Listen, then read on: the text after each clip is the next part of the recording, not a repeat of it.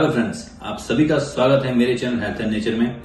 आज मैं आपको खांसी को कैसे नेचुरल तरीके से रोका जा सकता है इसका उपाय बताने जा रहा हूं। देखिए, करना क्या है, जिस किसी को भी खांसी आती हो, जिससे जोर से खांसी आ रही हो, तो खांसी को कैसे रोकना है।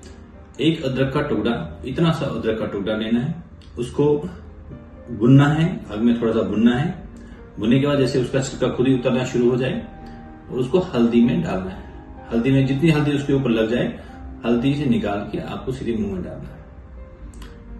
इंस्टेंट आपकी खांसी बंद हो जाएगी।